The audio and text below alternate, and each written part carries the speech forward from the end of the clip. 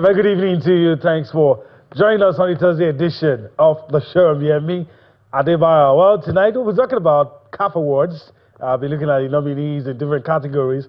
We'll also be talking about the FIFA Under-20, FIFA Under-17 Women's World Cup. Not a good outing for Nigeria's Flamingos, it must be said. We will also be taking a look at Nigerian football, some of the things happening in recent times and some of the plans to get things moving in the right direction. Of course, the Europa League will get us talking as well on the show tonight. So that's the outlook of the show. Let's not also forget about the Super Falcons. They will be in action. Lest I forget Lionel Messi signing a new contract. I guess Inter Miami doesn't even want him to leave at all.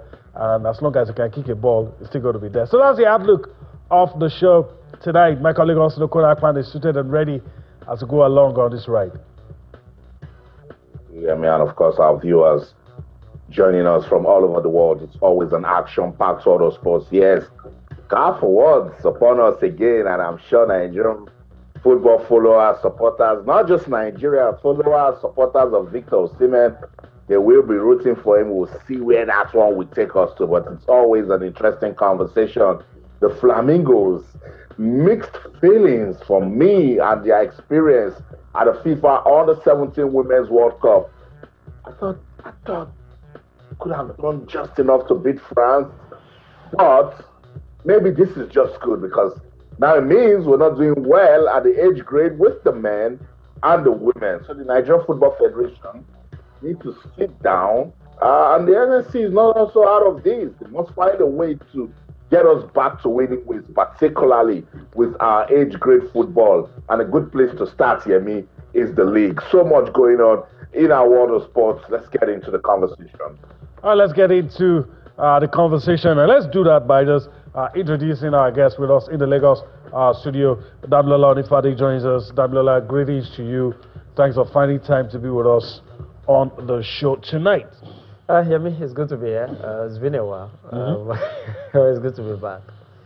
All right. I would have loved to take you up on the Super Eagles, but Go ahead. I'm not going to say anything. Go ahead. maybe some other time. But let's start the show today talking about CAF Awards. I said something to you off camera. Please don't say. All right. So let's talk about the CAF Awards. And before we go into the groups, Yeah.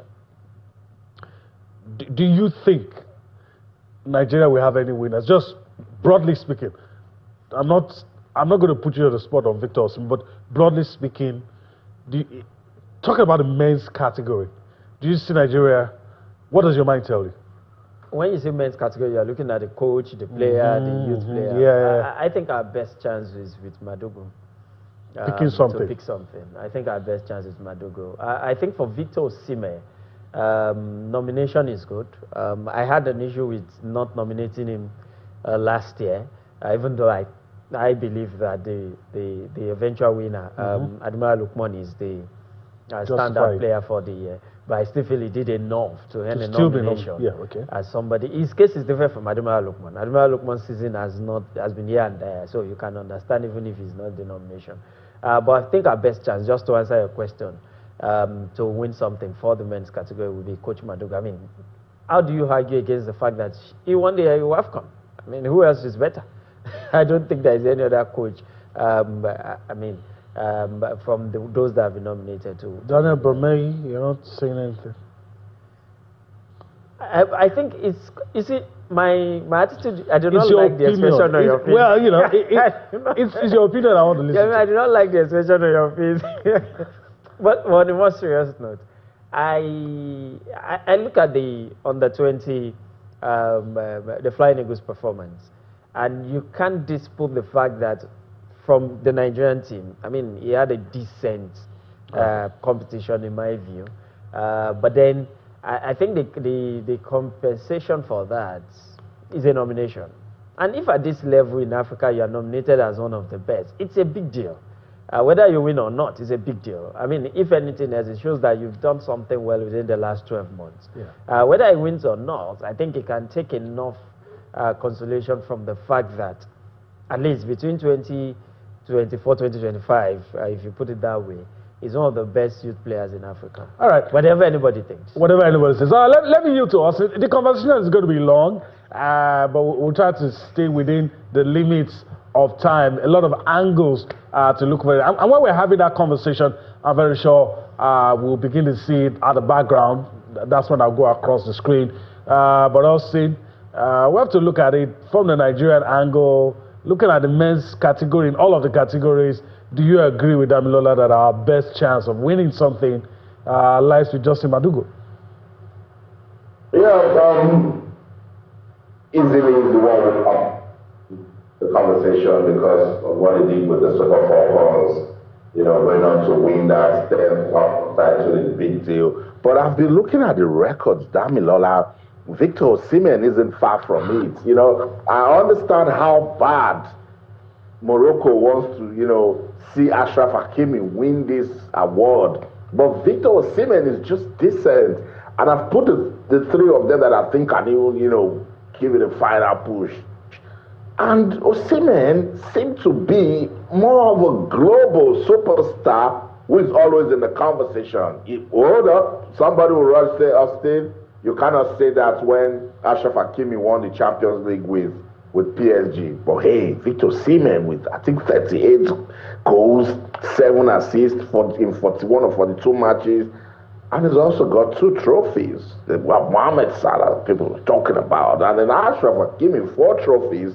But I'm looking at what the Confederation of African Football wants to see in a big player that they give this award. Whether Ademola Lookman got it, he was a global superstar. He single-handedly gave Atalanta the Europa League. I think there's no way you talk world football right now. Victor Osimhen is arguably, he ranks in my top 3 of the top strikers in the world at the moment. I'm taking off my hat as a Nigerian.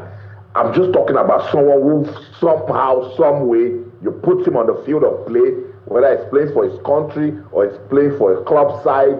Even when Galatasaray looks as ordinary as you can think of as a Turkish club, Victor Osimhen somehow has found a way to get the world talking about them. I think those are some of the things that whoever will be voting should consider and say, look, right from when he gave Napoli their record-breaking Scudetto and all of the issues he went through, going to Turkey, and then boom, he continued from where he stopped, and his relevance in the Super Eagles is unrivaled. Look, I think he deserves to be in that conversation here, and let's see. Awards can be funny. The year I really thought Mikel Obi was going to win it, he didn't win it, and then they gave all the reasons why it had to be Yaya Toure.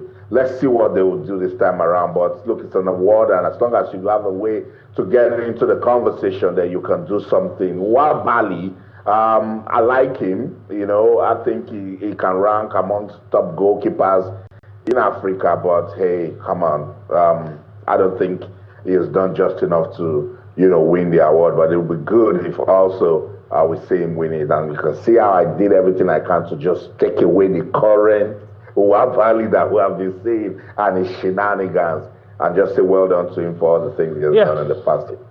All right, Damilola is itching to respond. So let me allow you, as I go across, you wanted to respond. Yeah, I just want to pick from what Austin said.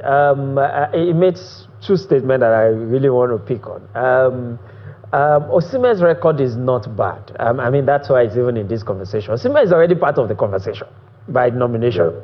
And I think that's a proof of how he has able to come up from whatever low he had last year before this particular season. And I think he's there. And I totally agree with you. I was discussing this with somebody earlier in the week, and I said, if Osimhen is not African, we'll be having a conversation around Ballon d'Or, not even the CAF awards, really, to a large extent.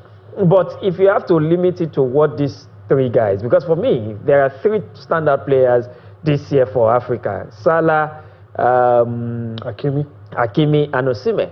And then you have to bring it down to the leagues where they play. Because don't forget, Austin, the leagues where you play also earn you a bit more points than... I agree. So that's a factor that might work against Osimhen. And then you have to look at the trophies that you won. The biggest winner of these guys will be Hakimi because of the Champions League. Of course, the Premier League for Salah should have been a bigger trophy compared to the French League 1. But then he added the Champions League. He played in the FIFA Club World Cup with PSG as well. Osimhen and Salah were not there. So those are the things that I think he stands out. But as you said, at the end of the day, these records are what you present to those that will vote, the coaches, the captains, and the technical staff. They have their own mind now to pick their numbers. Damilola, that's a very valid point. But before Yemi goes to the screen, let's do it now. Let's do it this way. They have me and you to pick between Victor Osimhen and Hakimi, and we do it this way that yes, Hakimi plays for a bigger club in Europe, and Osimhen is in Galatasaray. Remember, I used that yardstick, a global superstar. Without Hakimi, PSG will file out and still go and play good football. But with what Victor Osimhen is right now with Galatasaray, and they want to play a big game, let's say the UEFA Champions League final, and there's no Victor Osimhen. Okay, let's if you put it that way, okay, take Osimhen to PSG. Without Osimhen in that PSG team, they won the Champions League. So it balances itself. It will balance itself out. That's the point. Osimhen is a standout player, but that factor can also be brought down to where he plays. I agree. There is nobody in Galatasaray to compete with him. And in a big club like PSG, Hakimi is a regular. In fact, the truth is there anybody even competing with him unless he's injured? Do you understand? I was trying to avoid this. I'm not trying to play down Osimhen's ability. Don't get me wrong. Let's shoot our shots. I was trying to avoid this. It's a rabbit hole, and we are already gradually getting into it. So let's quickly talk about this. Even though it appears that the guys have made up their minds, so I'll just sit on the fence. But I want to quickly go across the screen just to let our viewers know this is what it is. We have 5. Guys in this conversation, but it seems in our minds we have narrowed it down to 3 already by ourselves, and you can understand why. So you have Frank Anguissa for Cameroon, plays for Napoli. You have Player of the Year nominees. You have Fiston Mayele, Mohamed Salah, Dennis Bwangana, Sergio Guirassy. A lot of players, but people seem to have settled for 3. I don't know why. A lot of players in there, Ashraf Hakimi, you have Osama Labilue, you have Victor Osimhen, Ilman Ndiaye, Papa Matassa. You know, you look at some of these players by yourself, you can say, this one is not there, this one is not there. I don't know, but this is what it looks like. Goalkeeper of the Year nominees: Andre Onana, Bosnia, Ahmed El Sharawi, Ahmed El Sharawi, the Egyptian keeper, Munir Mohamed, Yasin Bonu. Yasin Bonu, the Moroccan keeper, is in the Saudi Pro League these days. These are the goalkeepers. Nigeria, Stanley Wabali. You have Edward Mendy, Senegal. As a matter of fact, Senegal has 2 goalkeepers in here. Mark Diouf of Senegal. Rowan Williams, the winner of the last edition. You have Heyman Damed. Of course, these are the goalkeepers. We're looking at the men's category for goalkeepers. Then, of course, young player of the year, Ashraf Tapsoba of Burkina Faso, Ariel Dufaso, Lido Haidara of Cote d'Ivoire, Noah Sadiki of DR Congo plays for Sunderland, Abdallah Ozane of Morocco plays in Ajax Usam, the Moroccan who also plays for US Tuaga. Yeah, so these are the players. Of course, we have Othman Mahama of Morocco, Daniel Bameyi, we spoke about him earlier, the Nigerian, Momo Kamara, Mbekezeli Mokazi, and Tylon Smith. Now, some of these players already doing big things even at this stage, even though they're still very young. All right, so there you have it.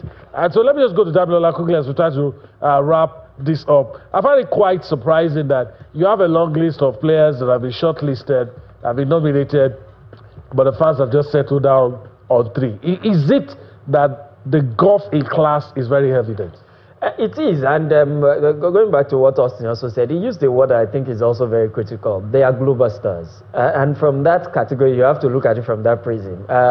These are three players that I believe if you are living in any cave in Africa and you mention these three, everybody will know.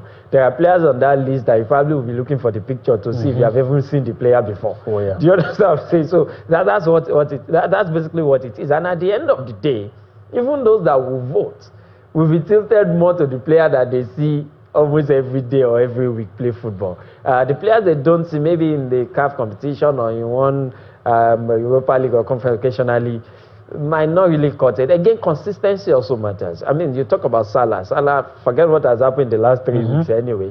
Salah has been up there. Osimhen, consistency. And that's what I believe gives Osimhen some credit if he will have to compete at all for this award this year. The fact that his consistency must be will be an issue that people will have to pay attention to. That this guy has been there. Hakimi, same thing. Those other guys their time will come. Let's put it that way. All right, their time will come. All right, let's talk about the Super Falcons of Nigeria. Like Austin will say, the team that tends to just calm our nerves, no matter what happens. They don't make us use the calculators. So there you have it. Tomorrow's fixture, Nigeria up against Benin Republic. It's the qualifier for the 2026 Women's African Cup of Nations. Austin, will we be disrespecting Benin if we say let's go to sleep? No, let's not go to sleep. African women's football is also growing. We saw a bit of what Botswana did at the last AFCON. You know, you see countries like Kenya also doing something. And I think Benin Republic, if there's a good place they want to get their motivation from, the closest is Nigeria, and they can see what the Super Falcons are doing. Their men already doing a bit of that. The cheetahs are now no pushover in African football with what they did with the qualifiers. You cannot be playing Benin now and then you go to sleep. But with the women, come on, the gap is just too much. Because with the Super Falcons, these ladies, they are so results-oriented. They understand what it means to go out there and represent Nigeria. And that's why we've been clamoring and calling and saying to everyone that is concerned with football administration and management in Nigeria that let's give these ladies premium treatment, you know, because whenever they have an opportunity to represent Nigeria, it's top-class performance. And this is another WAFCON we're talking about for the qualifiers. So I'm sure they will go out there, you know, give us something to talk about. First leg is away from home. I know they will do just enough not to win that. So I don't know if it's going to be a big win. But Damilola, the fact that they are champions of Africa, they also had, you know, arguably the best reception and appreciation when they got back to the country, the presidential largesse. You think all of that will count for something as they get ready to qualify for another WAFCON? It will. The other thing you mix out from those other two factors is the fact that this WAFCON is what will guarantee if we go to the next World Cup. So if you don't even qualify for this WAFCON, we are not going to the next World Cup. And I think what is at stake for these women is so much that I'm not. We will not joke with this one. That I can almost bet. Like Yemi said, it will be disrespectful to say let's go to sleep. But I don't think the Beniners are good enough to stop us from going to the next WAFCON. I think we'll do enough to get a result that will make us become enough to just... Okay, let me throw this in before we go on the break. More of a formality. We are defending champions, yes.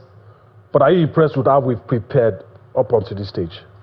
Austin alluded to it. We've never treated these Falcons very well. I think even when the Super Eagles have not given us anything, we tend to treat them better than the Falcons. I think that's a given. I'm hoping that after tonight, NFF can change tomorrow. But as you ask me now, no. You're not impressed with the people? I'm not. Okay, all right. I think that's a good place to leave it for now. Let's go on a break. When we return from that break, we'll still talk a little about the Super Falcons. We'll talk about the Flamingos. Then, of course, we'll look at Nigerian football in general. What are the authorities saying? We have the NFF president on the show today reacting to a few of those issues. We'll do all of that and more when we return from this break. All right, welcome back. Well, I guess we should just move on. We have a lot of ground to cover. Maybe there will be some other time to talk about the Super Falcons. But let me just quickly get Damilola talking. That's before I go to the screen. Flamingos. I don't want to focus only on the results because it's developmental. But even at that, what's your impression? My impression is that if we have a history of at this level we don't do well, we still focus on the 2-3 players that tend to have something that we can move on. If we have a history of doing that, then I won't be worried. My issue is the fact that our results have been so poor that this generation of players are at the risk of not getting anybody's attention after this tournament. And that's why I'm hoping that for their sake, they can get a decent result, good enough to still qualify as one of the third best nations, and then maybe we can now focus on the individuals. Yeah. So far, in terms of performance results, there is no argument against that. However, I think what has bedeviled this team are basic things that you expect at this level. Yeah. Errors are not out of place at this level. These are under 17 women. And the difference for me is not talent. The difference although we're still seeing the Super Falcons, we're talking about the Flamingos, and you were talking about those things that a lot of people may not be too impressed with. Is common to age grade competitions. It is common at this level. I mean, they will make the mistake. The difference between, I saw the two games against Canada and France. The difference is the football education. I don't necessarily think it's because they are better in terms of talent. I think it's where the schooling that they've gone through in terms of football education, how they react to situations. I mean, for example, we leveled the game against Canada, and then we couldn't manage the game. And the team that ought to have panicked will have been Canada when we equalized. But it seems we are the one that struggled to manage the game. And we gave them a couple of gifts. And then that's my point. We did manage it too. And I think those things come. I mean, if what you are supposed to learn at 5, you are learning it at 15, there's a problem already. Let me not say more, but I think you understand what I'm saying. That's where I do. Yeah, unfortunately, particularly as I said in my opening, I didn't like the way they lost this game. If you struggle in a game and then you're conceding a late goal from the 80th minute and you've not been creating chances, then there isn't much that is expected of you to, go on to win it. But I 100% agree with your position. We need to have an identity for our age grade football. That was all we had back in the day. And we look forward to it from the under 17, they grew to the under 20, and then the public even start calling names. We've seen this person. This person is supposed to be part of the team, and all of that. But we're seeing all of that now with the current state of football, because truly the attention is basically on the Super Eagles and the Super Falcons. The NFF just want to go premium. And with this new thing of the Super Eagles, that we just need to find one player whose mom is Nigerian, the father is half Nigerian, and he was born in Portugal or even Malta, and he's playing football somewhere. NFF said, we have a pool for us to go and pick from. And so football back home is under serious rot because they're not doing anything as regards developmental, progression. That said, I've said it has balanced up now. The men isn't qualifying for the World Cup. The women go to competitions and they get to, get beaten silly now at the age grade level. Club football, it is showing clearly. We saw it. Rivers United, they struggle. We saw what Remo Stars went through in the house of Mamelodi Sundowns and Abeokuta. So it's time for us to reflect. It's time for us to sit down and say, look, even the Super Eagles and the Super Falcons that seem to be shining, is it really our work? That's what we should come back and ask. Yeah, is it us? Is it our talents proper? Even with basketball and the D Tigers. So we need to go back to the basics, That's how we need to remind them, because the persons leading our football now, they cannot lie to me that they didn't know the power of the academicals back in the day. They didn't know the power of school sports back in the day. That was where we found, God bless his soul, the late Stephen Keshi. That was where we got the generation that we had fantastic players. It was the schools, the communities that gave us, because we paid attention to that ecosystem at the time. But now everybody just wants the quick fix, and then go out there. So this is good lessons learned. I hope so. because we have said it over and over again. Now they will come back and somebody will be eating our chance to go and see president. You ruined it and all of that. That shouldn't be the approach this time around here. But let's just hope that they do just give Samoa some good beating. Honestly, in local parlance, some people will say you are shaking the table. But that's an issue for another day. We'll talk about that another day. All right. So what you have behind me is what it looks like in Group D. Nigeria not in a good position at all. And so that you have it, Canada, 2 wins from 2, France 2 wins from 2, and of course Canada leading the way because of goal difference. You have Nigeria 2 losses, Samoa, no disrespect, whipping girls of the group. So let's quickly see if we can, of course, the remaining matches in Group D. Let's see if we can have it.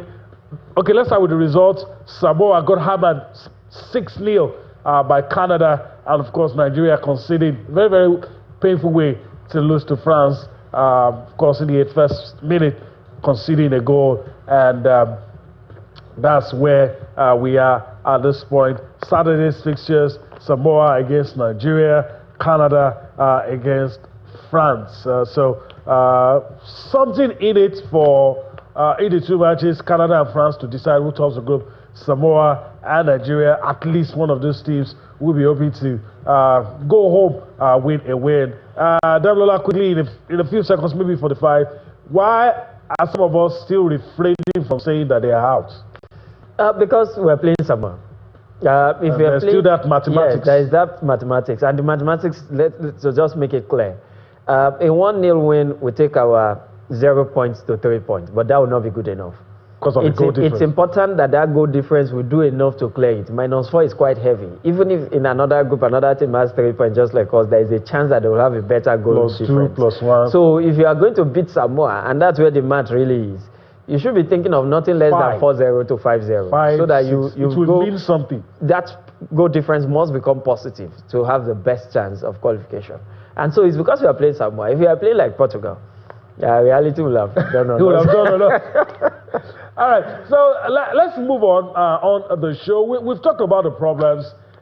We've got to a point in Nigeria where our leaders need to begin to realize that these things are not personal. You have to be blind to say there are no problems in Nigerian sports. You really have to be both deaf and blind to argue against those facts. And some of the leaders have been having to react to some of these issues. So let's quickly listen to the LFF President Ibrahim Gusso talking about the poor results we're getting at youth level and plans to tackle some of these issues.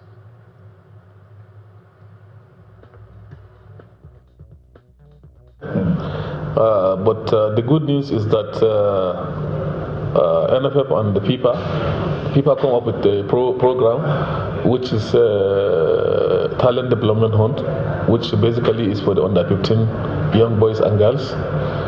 We are very much high on it. If you remember last year, our under 15 boys were in Morocco, played some friendly match. Even this year they will go and play it.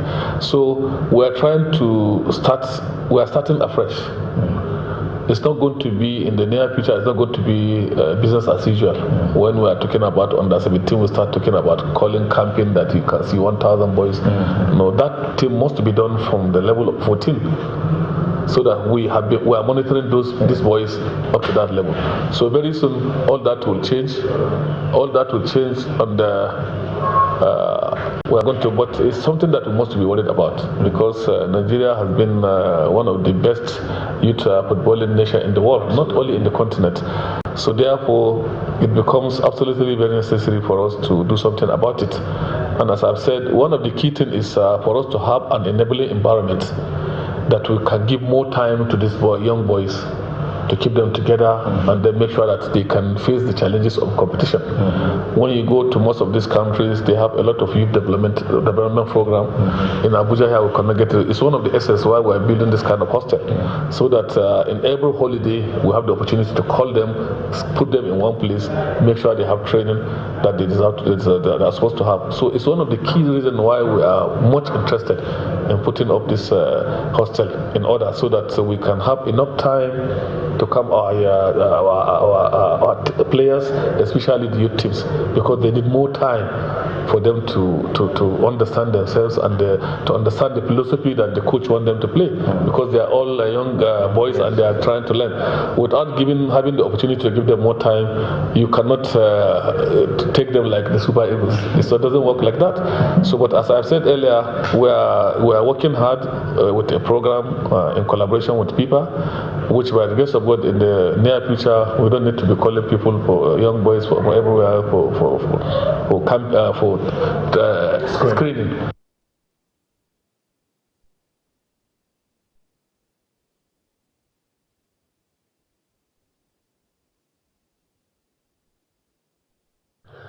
All right, welcome back. A lot to unpack from what the NFF president said. I don't know if it's enough to address the current distress in Nigerian football, but of course it's a statement of intent and acknowledgement of the issues. Whether or not it will be enough is a story for another day. And like they say, time will tell. So, I mean, Austin, your thoughts on what you're listening to. I do agree that at least we've got to a point where we're not kidding ourselves. We know there's a problem. That's right. We always knew there was a problem, but we, as I said earlier, just want to find the quick fix, and particularly if we're winning with the Super Eagles and the Super Falcons, then people at the top, they are fine. So the NFF president just, agreed to what I said, that they know that youth development is the way. But you see, it takes a lot of work, long-term planning. It's a lot of dedication, commitment. It's you kill the win at all costs. You need to have a conscience. You need to understand that this is something that you can tempt 10 years, 15, 20 years before you start, winning again. But what we've seen these days is for people to even stay as state FA chairman, they want to win. And for Gusso, the next election, he knows that he just needs to win. That is why you see how everybody is dancing when we qualify for playoff or in a group that had to Zimbabwe. You see everybody was dancing, Damilola, because they know that at least now there's a bit of hope that they can make it to the World Cup. Meanwhile, you should be saying, what haven't we done right? What haven't we done well? Because look at Ghana, for instance. They didn't make it to the AFCON. But I've said it on this show, let me say it again. I met Coach Otto Addo in London when they came for the Unity Cup, and he said, sincerely, they served themselves. I said, look, let's do a quick fix, a turnaround for qualifying for the World Cup. And look at it. They did qualify for the World Cup. They got Winifred Schaefer to come as technical director, not just for the Black Stars, but also the Black Queens. So they are thinking, they are reflecting. Damilola, at the end of the day, if we qualify for the World Cup, the Super Falcons qualify for the AFCON, I'm sure we're going back to where we've always been.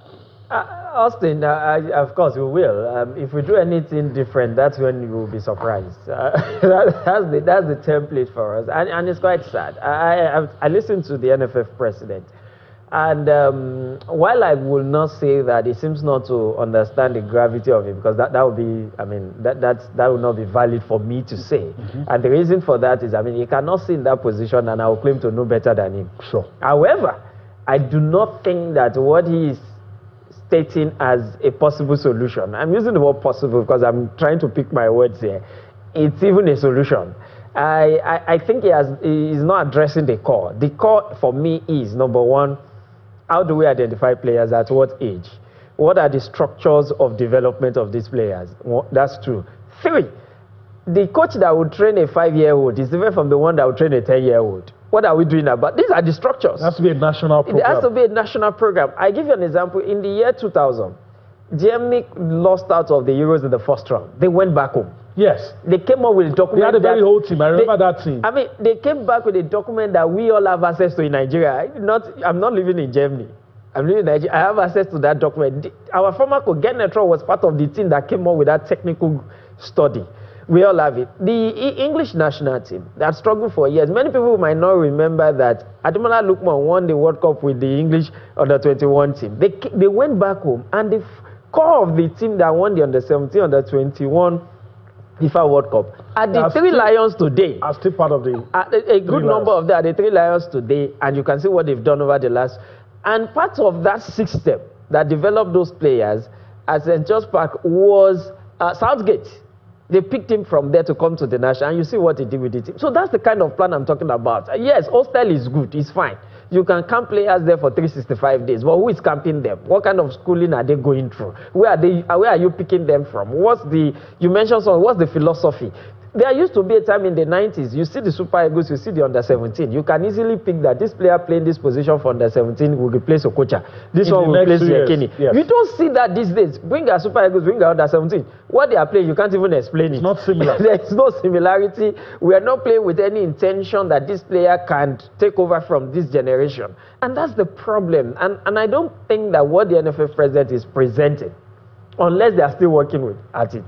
But I hope that that drawing board that we usually go to still has a position. Even though I'm trying to restrain myself from saying this, but you see, even some of these things we're talking about, like we said off camera, some of these things are related to FIFA. Okay, so what are the things you are doing? You are doing yourself. If FIFA is not giving you grants, okay, what if FIFA is not giving you grants? So what are you doing? And so, look, let's just be blunt. I don't see all those things as a solution. Let's be blunt and tell ourselves the truth.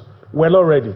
We're not ready at all. But let's move on the show. Let's also talk about the NFF president talking about, of course, the big fish now, the Super Eagles, talking about preparations. All hands will be on deck to ensure they qualify, because not qualifying will be problematic for the leadership. But anyway, let's listen to him talk about that, and as we, pick the pieces and talk about what is left in the qualifying campaign. Eric came in. Despite the fact that a lot of people have some reservation, they ask of how do we get to that and that. But thank God, till now, at least he has justified to Nigerians why he can be the coach of the Super Eagles, because forgetting about all the friendly matches and other things, we talk about the World Cup qualifiers. He handled 6 matches. He won 4 and drew 2, whereby if we have some little resemblance of that in the first 4 matches, we could have not been where we are today. So there were a lot of issues. 3 coaches managing, a lot of people say that, but they don't want to really talk about how did it happen. It's a necessity that we can't do otherwise. So, but we thank God we're here, and we are going to work hard to make sure that at least we get to the ultimate desired goal. We are aware of the countries that we are going to play with, and we are also aware of the venue. So, as I'm talking to you right from today, we have even started preparation for that. But the most important thing is, the level of commitment and the zeal of the players. They have now realized that going to the World Cup is a very, very important thing to them and their career, more than even how Nigerians look at it. So when you look at the spirit they have during our last 2 matches, you know that at least these guys are very much ready to be at the World Cup. So I don't have any element of doubt. To us, from our own side, we are getting all the cooperation that we needed from the governments through the Sports Commission to ensure that we have good preparation for those matches. It's going to be 2 matches, and by the grace of God, I know we are going to succeed and move forward to the Intercontinental Playoff.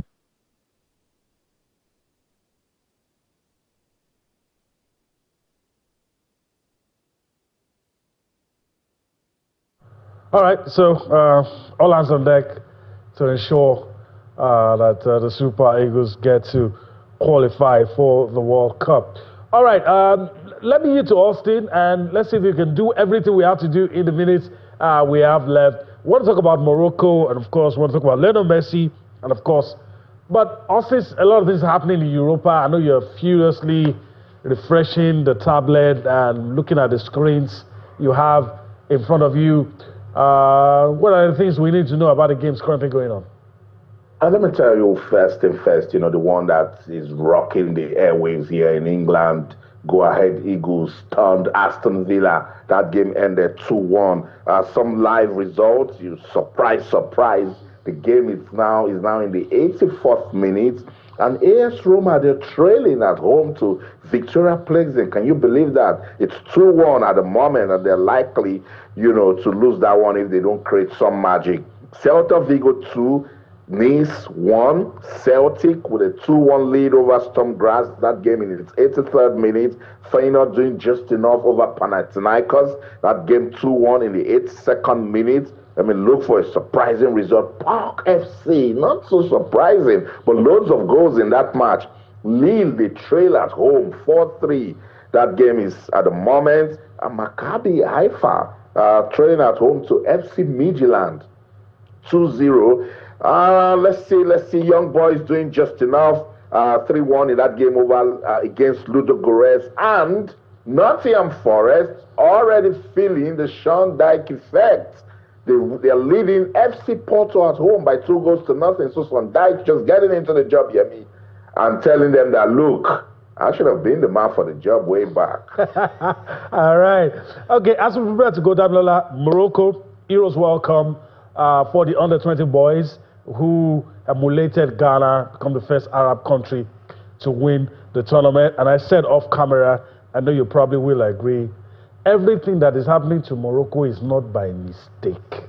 Not one is an accident. No, not at all. What they've shown is that you do not need all the talent in the world. You just need to put a structure and efficiency into proper organization, and then you get it done. Morocco is dominating African football. About 2-3 years ago, it was Senegal, and we know what Senegal also did. Morocco is the next, and the kind of investment. Morocco is really now the whole of the continent. They are hosting the WAFCON twice because there is nobody that has. I even said they're probably doing it for themselves. We think they are bailing us out. They are doing it for themselves because by the time they host the World Cup, they will just leave us. They are using it to upgrade their equipment, get efficiency into how they can manage a lot of things, and that's what they're doing. And anyway, congratulations to Morocco. They've earned it. Yeah. They've earned it. But it's shameful that we've won 5 under-17. We've never yet to win one. And yet 2 African nations have done it. And countries who used to be behind are now in front. All right, let's talk about the last thing we have, and that's Lionel Messi. Let me push that to Osimhen. I said jokingly that as long as Lionel Messi can walk, Inter Miami wants him to keep playing, as long as he can walk on those 2 legs. Yeah, I told you guys, football loves Messi. It's not about us, the fans, or the commercial value. Football as a sport, it loves Messi, and I totally agree with you. And the amount, the longevity that this guy has enjoyed, it goes beyond just kicking a ball. It's the things that he has done outside, the field. It's his personality. He's such an absolute fantastic model of the sport. And for Inter Miami, take this guy out of the club now, and he goes to even a team in Saudi Arabia. He's going to turn things around for them. So they will do everything to keep it. Remember when David Beckham was saying that the moment they signed Lionel Messi, the vision came alive. And look at everyone talking about Inter Miami now, so I'm not surprised. Congratulations, Lionel Messi. We get to see him again for 3 more years. So good for our generation that we saw him grow, and he's still playing football. That's it right there. Freedom to dream. That's the show. In London, I'm Austin Okonakpan. In everything you do, remember, let's keep talking sports. Bye for now. It's a wrap here in Lagos as well. I want to thank Damilola Onifade for his time on the show. You said as long as Messi can still work. Only 2 things Messi has been doing for years. He's working and he's scoring goals. All right. He stopped running a while ago. It's nice being here tonight. All right. The pleasure as well. All right. That's the show today. We hope you enjoyed everything. Still one more edition before the week runs out. We're going to leave you with pictures from the just concluded Junior Golf Championship. Young golfers trying their best to qualify for the World School Golf competition. Enjoy that. You see us again tomorrow. I'm Mimi Adebayo. Bye-bye now. At the lush greens of the Ikeja Golf Club, passion, precision and youthful energy were all on full display as junior golfers swung their way to glory in the annual Junior Golf Championship. The championship has also gained recognition for its contribution to grassroots sports development, providing access, mentorship, and international opportunities for young golfers. This tournament is that it's a combination of sports and education. So you come here, you play, and if you win, you are given 2 years scholarship to go to school. You know how difficult the country is. This is like this is like a relief to parents. These kids, after this event, start to train again towards the next one. That takes them away from the social vices within the society. They know there is something that's going to wait for them in the following year, which will keep them busy, keep them in a situation where this can even be their source of livelihood at some point. I think that enough is the motivation. I'm really honored and very, very happy about it. I'm very blessed that I'm going to be able to represent my country out of Nigeria in a whole. But I'm just going to head down and try my best and just chip in anything I can, just being the best I can. For many of the participants, the championship was not just about winning, but about learning, from technical swings to mental focus and sportsmanship.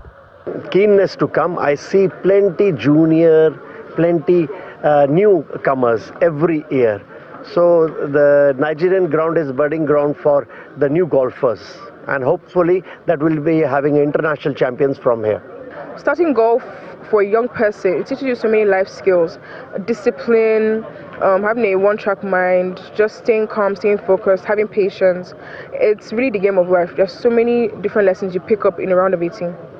As the curtains fall on another successful edition, the championship continues to underscore the growing potential of golf amongst Nigeria's youth and its promise as a platform for building tomorrow's stars.